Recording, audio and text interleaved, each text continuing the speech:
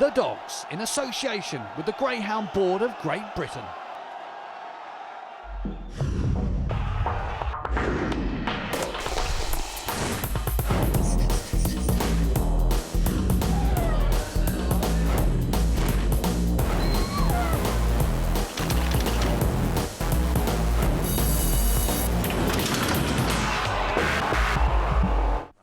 Well, Derby clues are plenty on this week's edition of The Dogs. We're at Wimbledon for the Racing Post Juvenile Championship. £5,000 to the winner, action from the final, plus a strong supporting card later in the programme. Also in the programme, we travel north to Hexham to look at the RGT kennels run by Diane Gibbinson. We have the heats of the Queen Mother Memorial Stakes at Sheffield. Plus, there's a progress report on the Save Our Stowe campaign from the three main protagonists.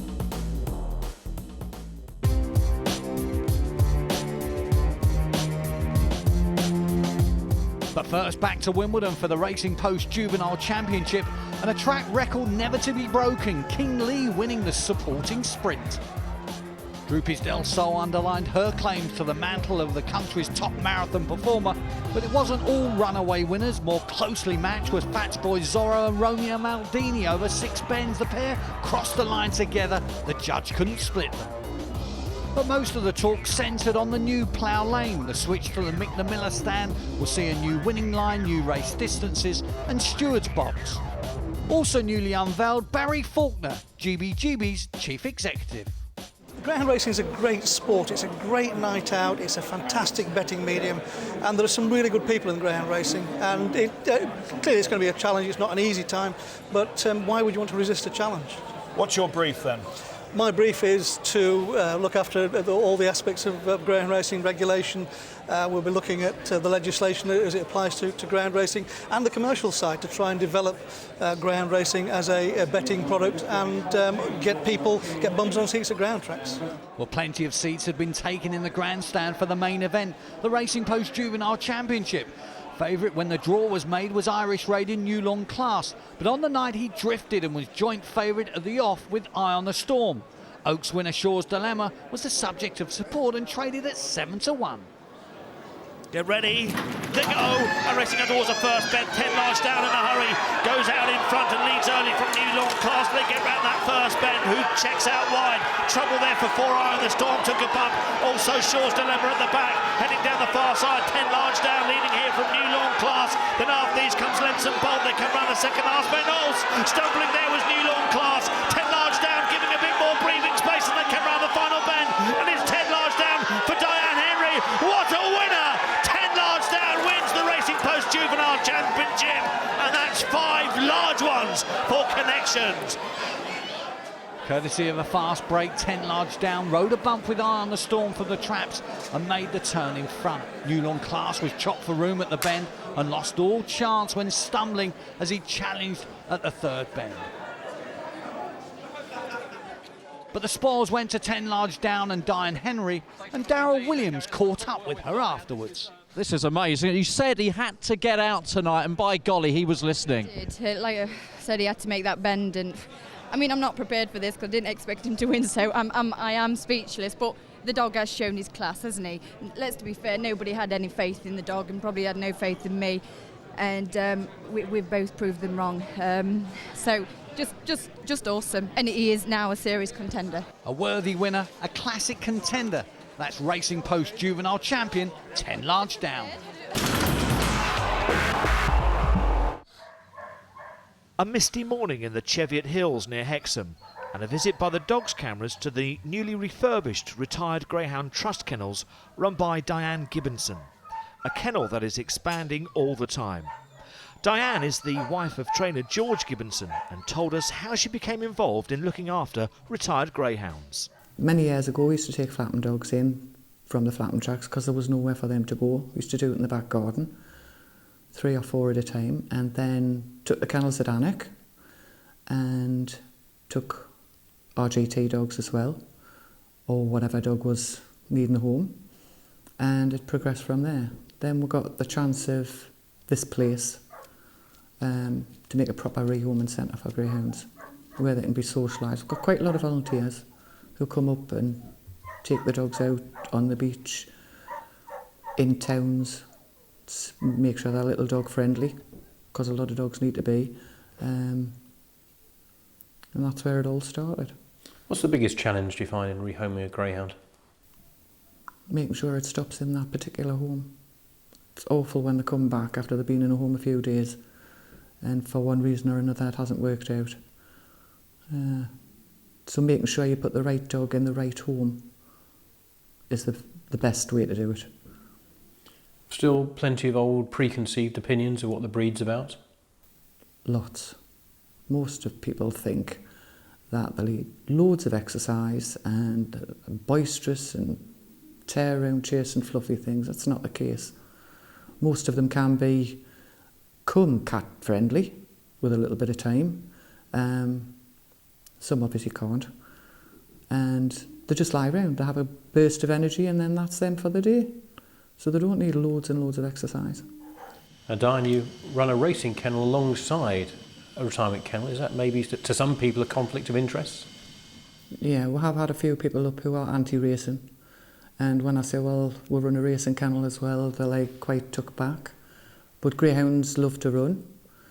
I don't see anything wrong with it. And once you show them that these dogs are well looked after and rehomed after racing, you can convert them as well. You can actually convert them to enjoying racing as well, can you? Yeah. A couple of our volunteers were anti-racing and they go to the races now. And we've given one of the rescues a pup. It's only 5-month-old at the minute, but it will race and it'll be running for a charity. Yes, one of these pups will be running for the charity, and as you would expect, the pups get the same love and attention as the retired greyhounds. But it's really a family affair at the kennel, with husband George and the rest of the family all helping out. George started his training career at Pelaw Grange, a homely track which has developed over the years and has been a springboard for many of the local trainers who've gone on to Newcastle and Sunderland. However, Diane has serious concerns over the financial future of the smaller tracks. Pelaw caters for the little trainer with a couple of dogs. There is a few bigger trainers, but mainly little trainers. But that's from the flapping, which is a shame. The flaps dying out, are they? Definitely. And they will be gone before too long. Good thing or a bad thing, on balance? Personally, I think it's a bad thing. I like the flapping tracks, but it's the way of the world, and there will be... You need to have a vet in attendance, and the flapping tracks just can't cater for that. So I know the flapping tracks have got to go, but most of the trainers on the big tracks came from flapping tracks and learned everything there was to know about dogs there. Or can they do what Pelaw did, which is turn themselves from an unlicensed track into a licensed track? Lots more rules and regulations, a few more extra costs, but they seem to be surviving. They'll try to do it, but I think most of them won't survive. It would be nice to think that places like Easington, Camas, Wheatley Hill could do that, but I think there would be too much expenditure for them to manage. At the kennels, there is plenty of room for the greyhounds to exercise and plenty of healthy grub to keep the old-timers ticking over. But Diane does believe that a policy needs to be put in place for retired greyhounds. At the beginning, before they start racing, something should be put in place where they have a retirement fund set up for them as a pension or something, where they're guaranteed to be rehomed at the end, unless for some reason they can't be. Because of course there are various costs involved in rehoming a greyhound. Run us through a few of those. Vaccinations need to be up to date, they need to be neutered, and make sure they've had a dental. Most trainers make sure the vaccinations are up to date and they are neutered before they come into a rehoming centre nowadays, but you still get some that aren't. And then of course you've got the kennel fees while the dog's here waiting to be homed. Yeah. Some dogs can be here a couple of weeks and go straight out. Other dogs are here a year, maybe more, some of them, because they're just not chosen for one reason or another. Unfortunately, we chose a day we couldn't see your beautiful surroundings, but I'd imagine in the summer this will be a lovely place for retired dogs. It will, they'll love it. It's all countryside, When it's all fenced off and they've got their proper runs outside, they can just lie and bask in the sun in the summer, because like living on a cloud up here. It's more like living in the cloud, but our thanks to Diane for allowing our cameras to visit and the sterling work she does for the Retired Greyhound Trust. Coming up after the break, we look back at the 18-month campaign to save Walthamstow.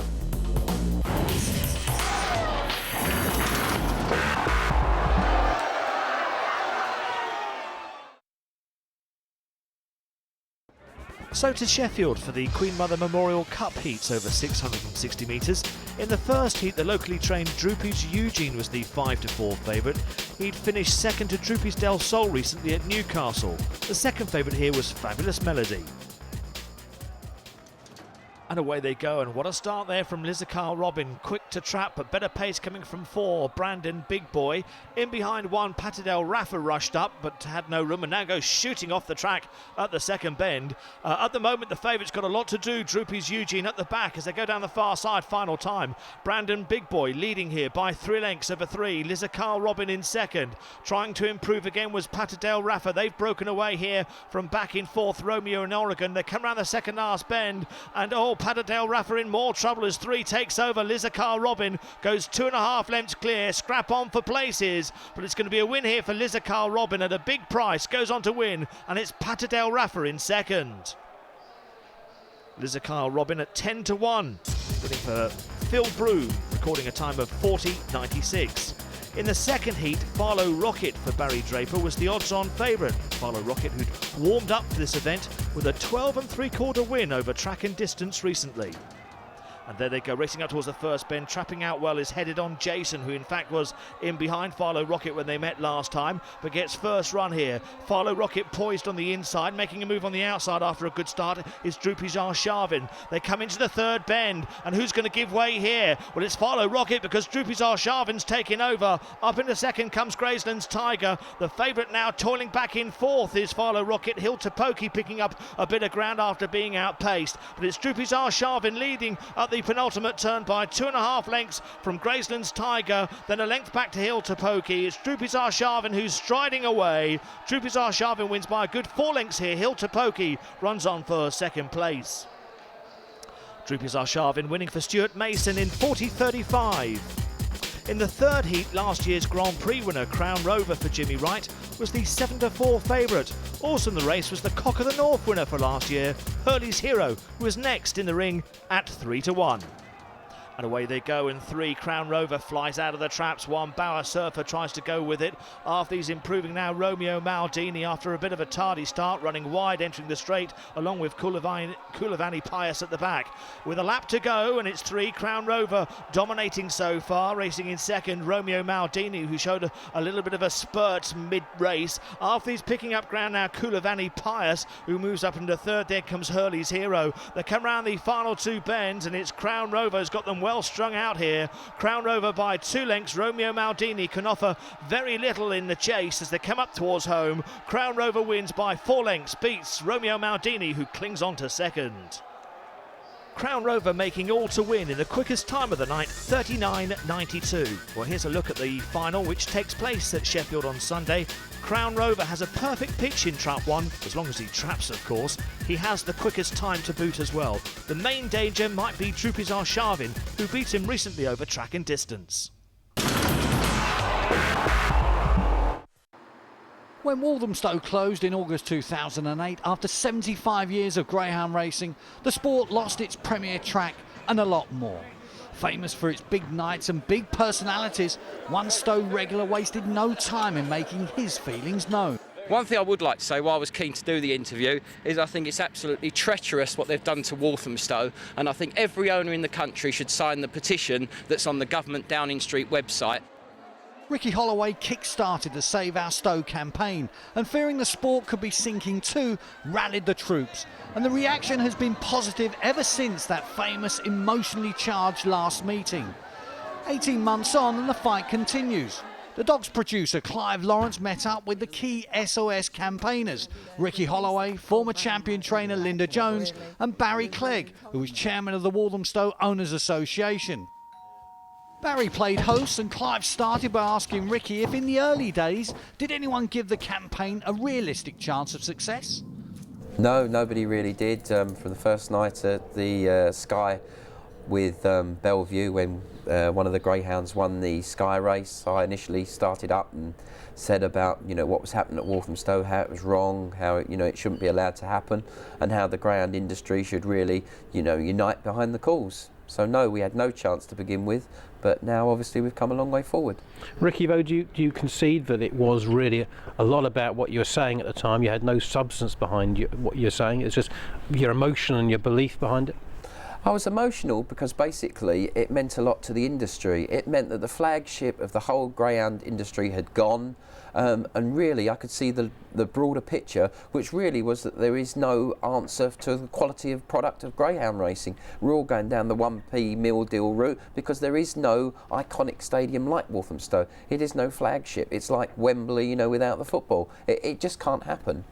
Now, you obviously got other people involved in the campaign. The two people sitting next to you now, they're vitally important to it, aren't they? I couldn't have done it without Barrie and Linda and Dave Cunningham and Paul Wynne.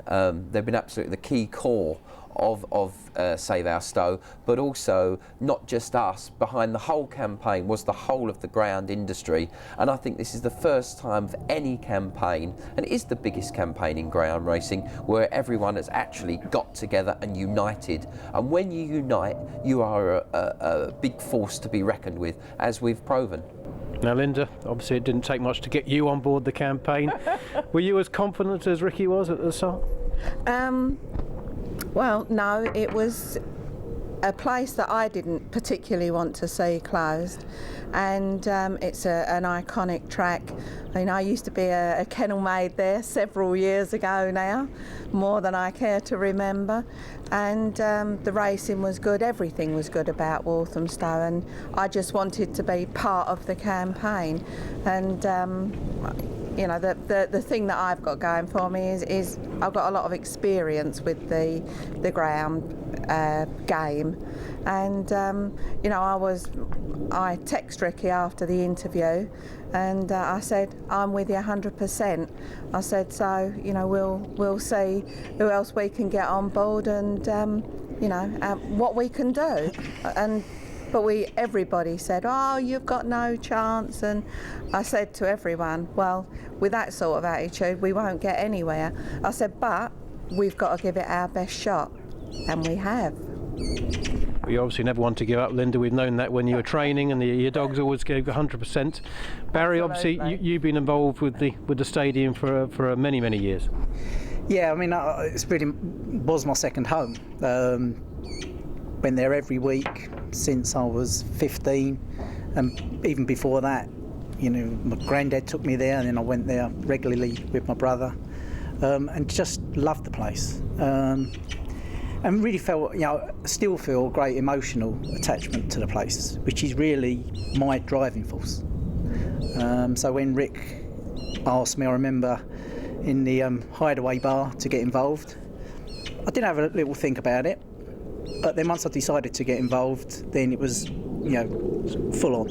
And, the one thing I think we've all got in common is just determination. And, as soon as I decided to get involved, then it was going to be, win or lose. Either we win or we watch it get pulled down. There's no halfway measures as far as I'm concerned. A series of protest rallies have been supported by council leaders and MPs. Local Stow MP Neil Gerrard has been a passionate supporter of plans to maintain the site for leisure use, including greyhound racing. All they basically need to be was informed, and that's what we did. We informed the people, we informed the residents, we informed the locals, we informed the greyhound industry, and that's why we've got to the position we're in today. I think also fair to say that especially Neil Gerrard, Stella Creasy, John Macklin, they were involved 18 months ago. There's no jumping on the bandwagon as far as those three individuals are concerned. That's right. They've been absolutely fantastic, and I would also just like to echo what Rick said earlier, that SOS isn't 5 people. SOS is everybody who signed a petition, everybody who joined us on marches, all the hundreds and thousands of people who have helped us in any way in the campaign. you are SOS, not 5 individuals. Perhaps the biggest breakthrough came when David Sullivan emerged as a possible bidder for the iconic site in a live Sky interview with Gary Newbon. They paid a reputed $18 million to the Chandler family, that's the developers. Obviously it's going to cost that sort of money to buy the land back, isn't it? Well, we hope a little bit less than that because the market's collapsed since then and they've not got the planning that they hope to get. So it's not really worth so much money as a development site anymore. But you feel there's a good chance that you can back greyhound racing coming back to Walthamstow? Good fighting chance, Gary, yeah. For any deal to take place, you need a buyer and a seller, which is what SOS have been campaigning for the last 18 months.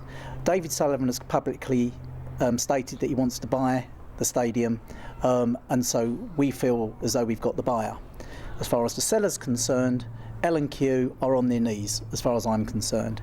They do not have a friend in the world.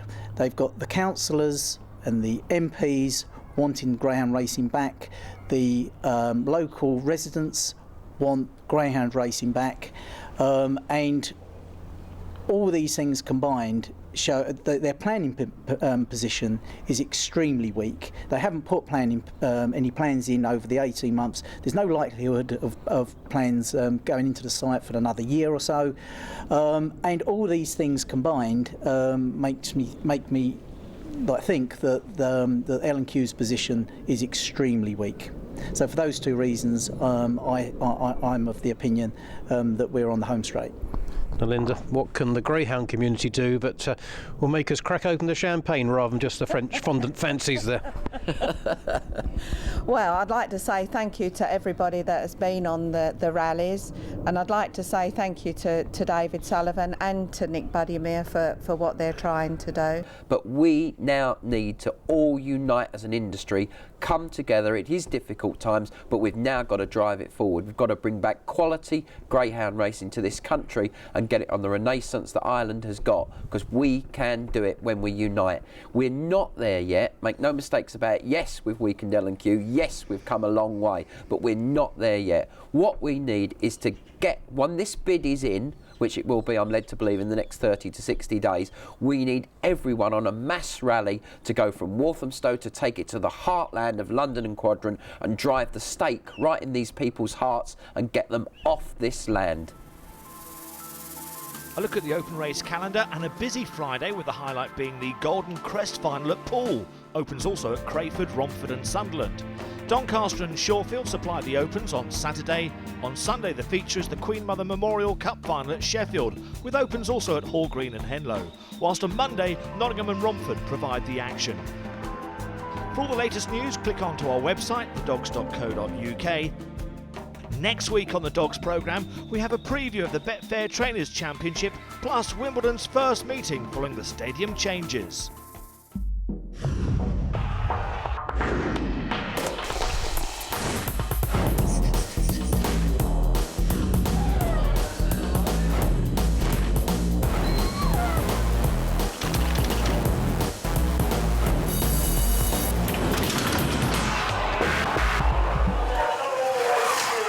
The Dogs, in association with the Greyhound Board of Great Britain.